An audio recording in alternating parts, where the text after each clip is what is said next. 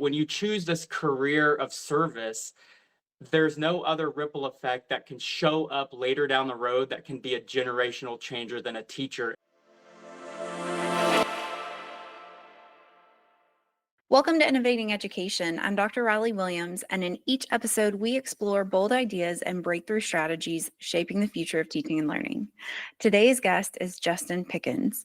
He's an educator, coach, and speaker who brings heart, humor, and hope to every room that he enters. Justin didn't have an easy start, but what changed everything were the teachers and coaches who believed in him. So whether he's in the gym, on the field, or on the stage, Justin brings energy, empathy, and a whole lot of real talk to the world of teaching and leading. We're so excited to have him here with us today. Justin, welcome to the podcast. Riley, thanks for that amazing introduction. I'm excited to be here. For those listening or watching, man, we're in for a great show. Thanks for being here today. And whether you're starting your school year or you're just finishing up that sweet last few days of summer, let's make the most of it. Well, Justin, you're a Title I PE teacher, a coach, and now a speaker who's traveling the country.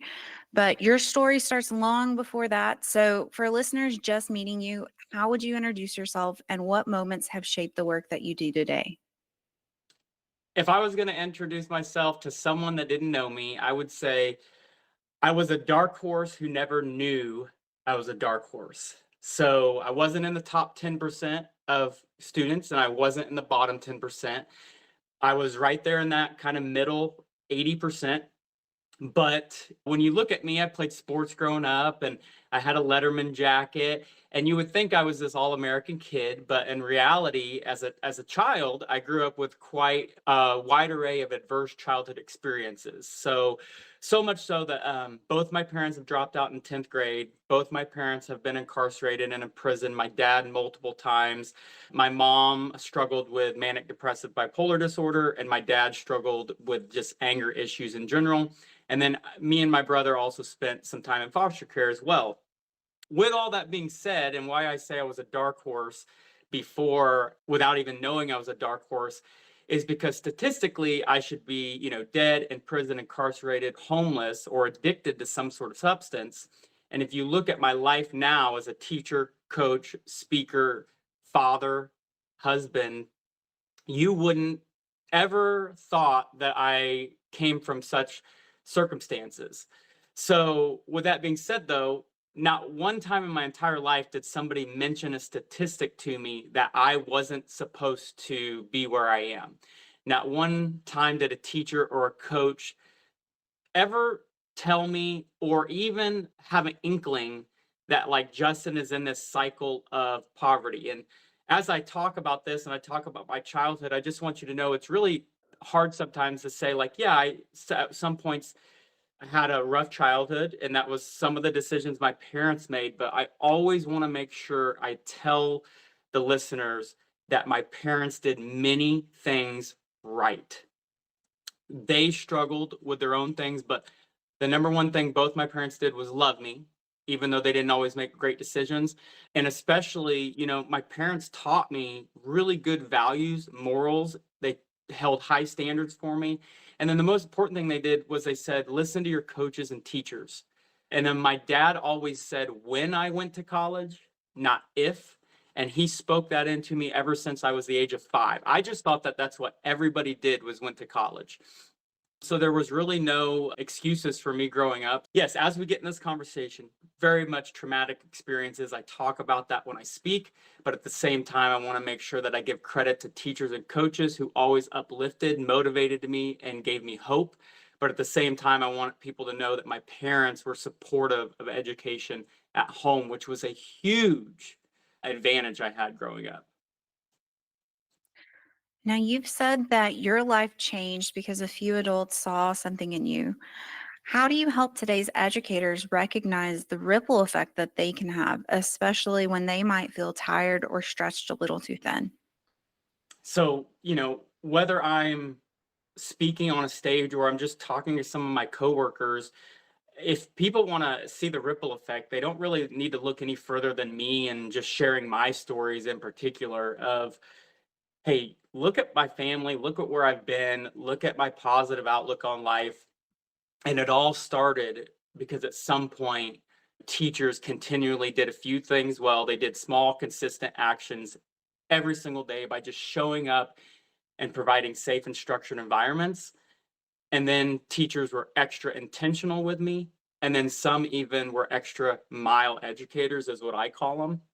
And teaching, you get paid for a reason. If it was like this amazing dream job, which there's no job that most people would do for absolutely free. We've all got bills to pay, we've all got things to do. But when you choose this career of service, there's no other ripple effect that can show up later down the road that can be a generational changer than a teacher. And a lot of people are around this world wondering, what should I do with my life? And they're looking for status.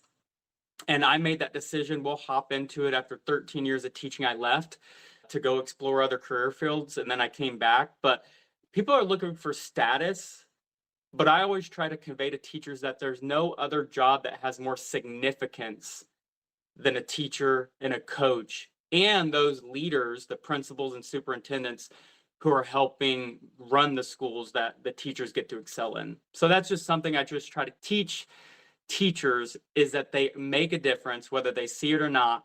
But also, it's really a cliche phrase to remember your why sometimes, because we live in a day and age where inflation is up, stress levels are up, social media, email, technology is just rising to the point where everybody's got a heightened sense of nervousness and anxiety. And your why isn't going to be enough if you don't have practical steps to take care of yourself and also just reflect on your job, or otherwise you're going to be eaten alive. And I've seen that happen to some really good-hearted educators and principals. So my goal is to help them avoid that the best that they can. Remembering your why is cliche, but at the same time, you have to remember, if this was a business, your customers are your parents and your students, and it's your job to serve them the best way that you can.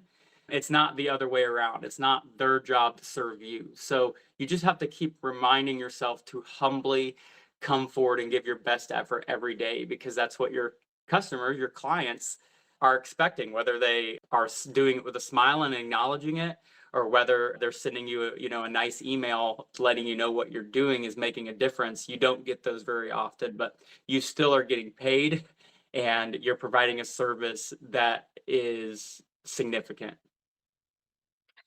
I want to go a little bit deeper into the why.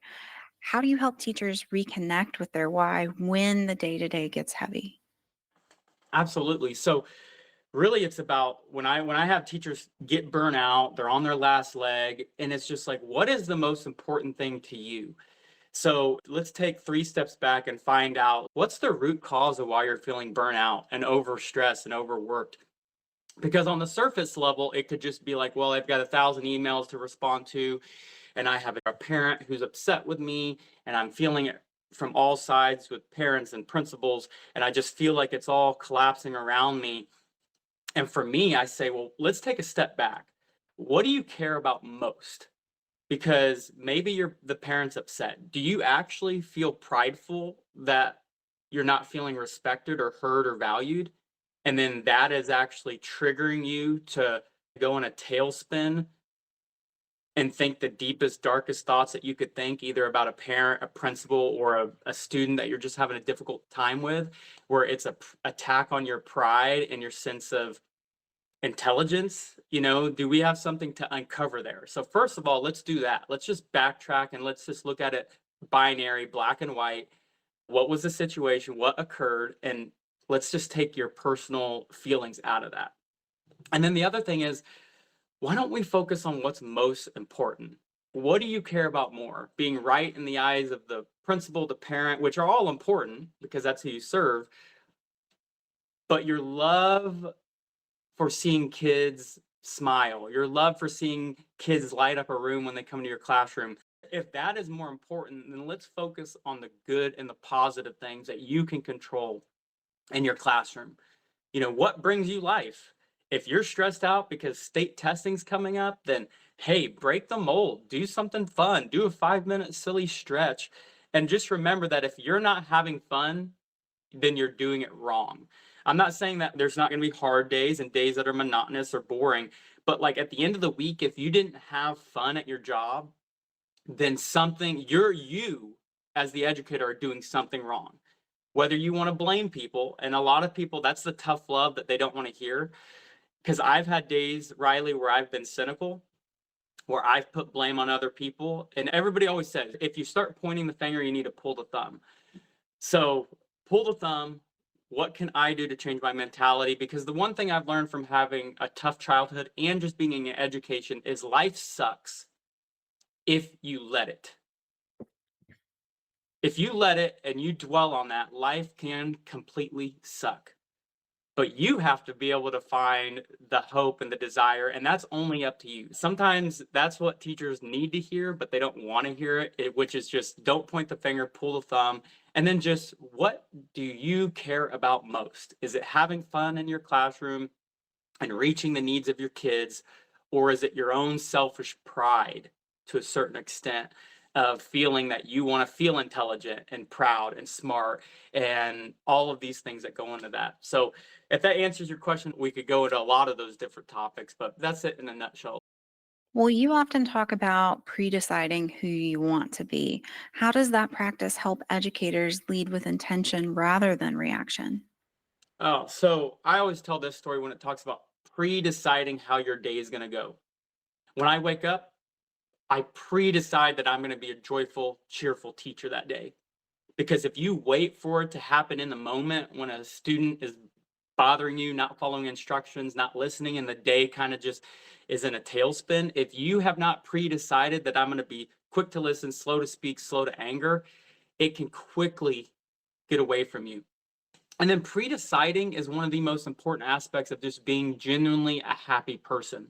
I always tell this story that when I was in college, I was lucky enough that my professor in college took us to go observe a classroom of the National Teacher of the Year, not State Teacher of the Year, the National Teacher of the Year, Riley.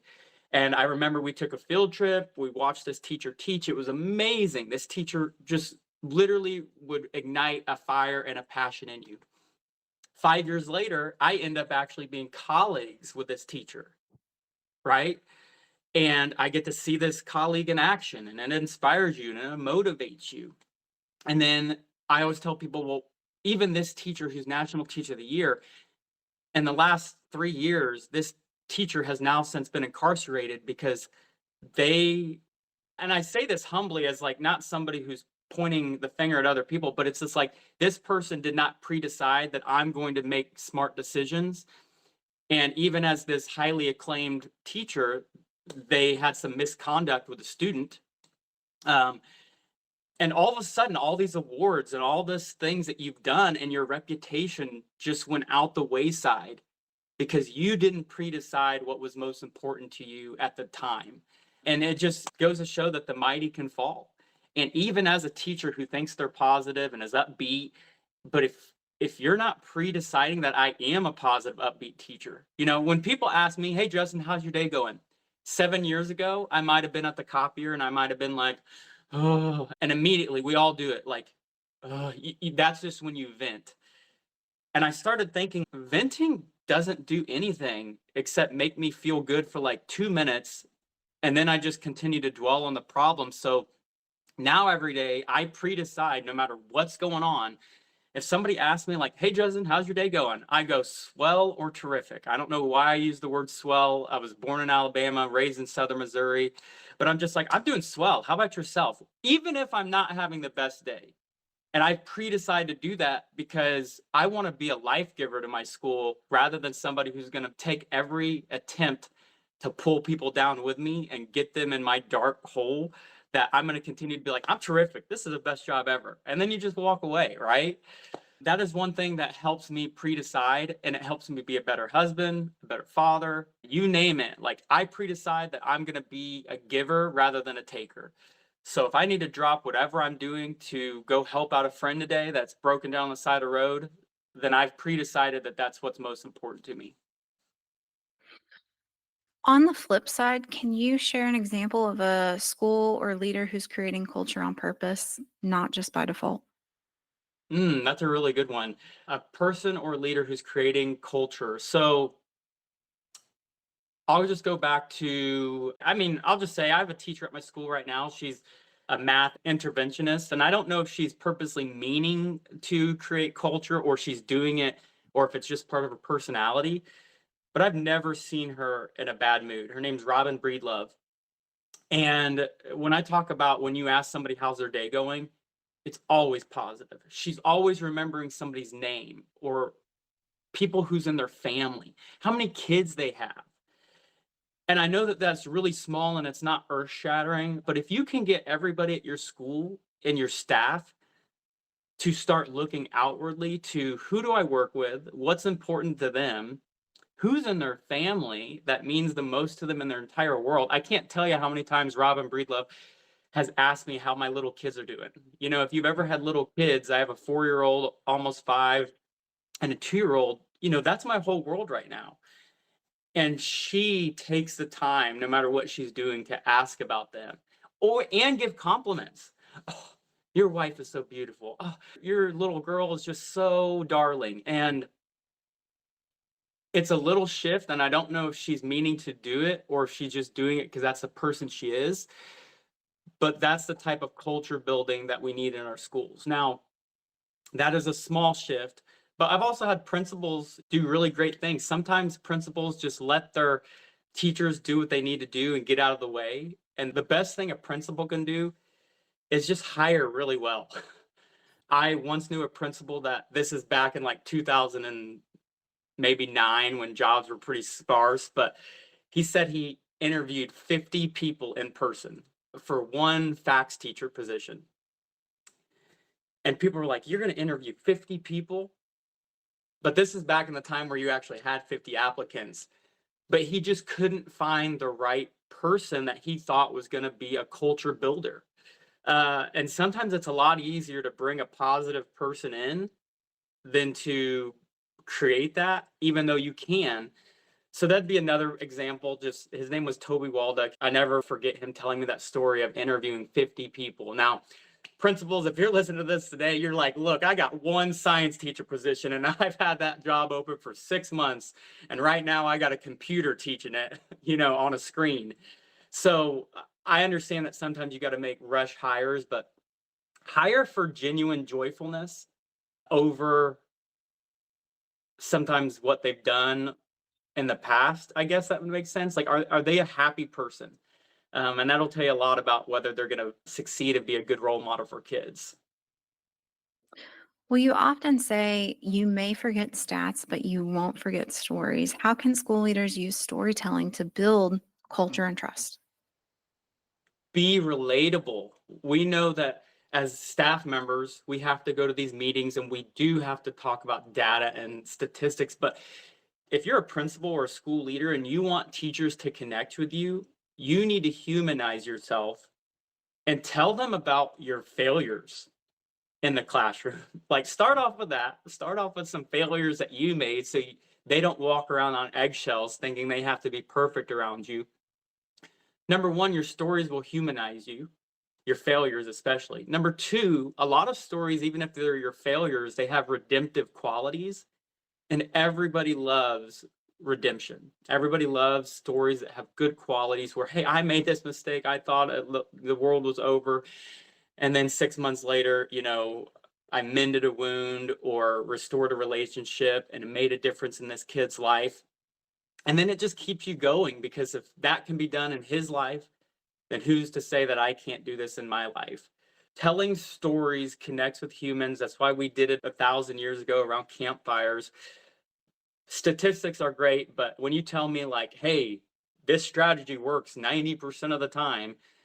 Hey, let me tell you about Susie. Susie didn't want to pay attention. Susie was more worried about how many TikTok followers her had. Let me tell you how I made this classroom meaningful to her in this lesson. And let me tell you the strategy that all of a sudden got her to put her phone down and she never wanted to bring her phone to class again. Start with that over, hey, the strategy works 90% of the time. Just as an example, Riley. I think that's a great example. Wow. Yes. Justin, so I was checking out your website and I can tell that, you like to have a lot of fun as well. So before we close out, I have a game if you're willing to play it. I call it the coach's playbook. Yeah, Absolutely. never say no. I like it. So here's how it's going to work. I'm going to throw out a few quick prompts and you give us the first reaction that comes to mind. Sound good? One word or a sentence. Just the reaction. Some of the questions are a little bit bigger, but it's what do you think of first? Okay. So, what's one phrase that you'd love to see posted in every school hallway? Be somebody that makes everybody feel like a somebody. One book every school leader should read. The Coffee Bean. It's 10 minutes by Damon West and John Gordon. Every school leader, student should read it. It's 10 minutes. If coaching taught you one life lesson, it's Breathe before you blow up. your favorite analogy or sports metaphor you use to talk about leadership. I don't know if this is an analogy, but if it was easy, everyone would do it. Here's another one. If you wanted to be liked by everyone, go sell ice cream. I love that one. So, best advice a mentor ever gave you. Never sit. As far as when I was a classroom teacher, so I've also been a social studies teacher, never sit was the best advice that I had. And I know people can disagree and say the count, but it transformed my teaching, made me know my students better, and then transformed my classroom management. Now, it doesn't mean you can't lean or sit on a desk, but just don't sit and put your phone away and don't check it. Two simple things that transformed my day. One question school leaders should ask every student. Do you feel seen, heard, and valued at this school? And who makes you feel seen, heard, and valued? And what do they do to make you feel seen, heard, and valued? Your most memorable moment from your first year of teaching. There's a lot of them. There's a lot of them. But there was a student last day of school, and I was 21, 22-year-olds teaching senior government. But last day of school, I'm getting ready to pack up and leave, and I knew I wasn't coming back to that school. I was moving back to my hometown to be with my now wife. And I had a student come up, and he comes and says, "Mr. Pickens, can I talk to you?" And I go, "Yes, absolutely."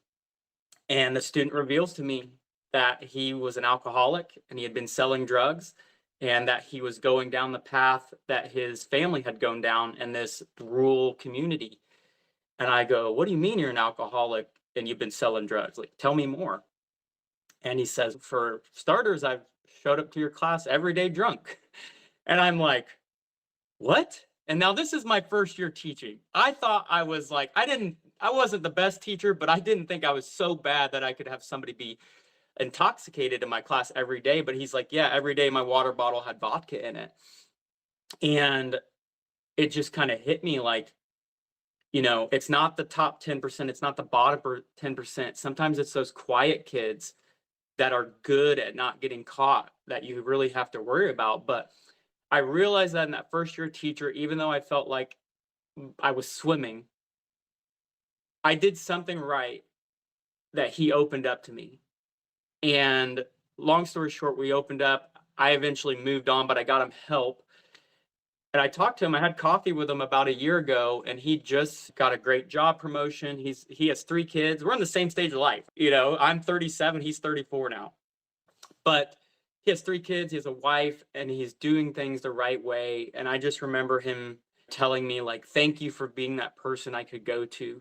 So even though I felt like I was just treading water at times my first year teaching, I made a ripple effect in his life, and the rest is history. So that's my first year. I have a lot of funny ones from my first year teaching, like the time where I couldn't get any of my kids to want to learn world history. So I started teaching about where the F word came from and the middle finger came from. I started teaching about that. And all of a sudden, the principal came in for an unexpected observation. And I'm in the middle, the kids for the first time on the edge of their seat, like listening to me give this speech about where the middle finger came from and all this stuff. And then the principal was just like, hey, really intriguing lesson. Can we talk about it tomorrow morning? And I was just like, oh, no. And then I found that first heartbeat of like, why does the principal want to see me? I'm going to lose my job. You just go in a tailspin. And he just came in and he was like, hey, man, you're doing a phenomenal job. You're keeping those kids interested. Just make sure your sources are up to date. And I'm just like, all right, thank you. So those would be the two stories I'd tell. That's hilarious. Hilarious and then also very heartwarming. Thank you for sharing those with us. So, I have one final question for you. What's the one key takeaway that you hope educators walk away with from today's conversation? That you can pre-decide that you're either going to be the person that drives a great culture at your school, even if you feel like there's squeaky wheels and cynical teachers, you can change hearts, whether it's with your students. And sometimes the people who seem the most hardened and cynical are the ones who are actually learning and picking up from you. And the one thing I would say is when you're done teaching at the end of your 20, 30, 40-year career, do you want to be remembered as the teacher who was the most joyful? Or do you want to be remembered as the teacher who was always in a rush and hurried and felt bothered because they had to make sure they were checking the boxes? So just keep that in mind. What do you want to be remembered as if a former student came up and had one sentence to say about you? What truly matters as you go into your school year with your lessons. It's important to hold them to high standards. It's important to teach the content and the curriculum, but it's also important to tell them and show them that you can be a joyful human and you can win at life. Yeah, contemplate that. For our listeners who want to learn more about your work, whether it's booking you for a keynote, diving into your writing, or connecting on school AI, where's the best place for them to reach you? Yeah, right now, the best place to reach me is my email address. It's justin@justinpickens.com. My website is justinpickens.com. And then LinkedIn is probably my most active social media site, even though at some point I might get on Instagram and dabble with that. But LinkedIn is where you can find me the most. I will link that for our listeners. Thank you so much for coming on the show today, Justin. Well, thank you for inviting me. It always energizes me.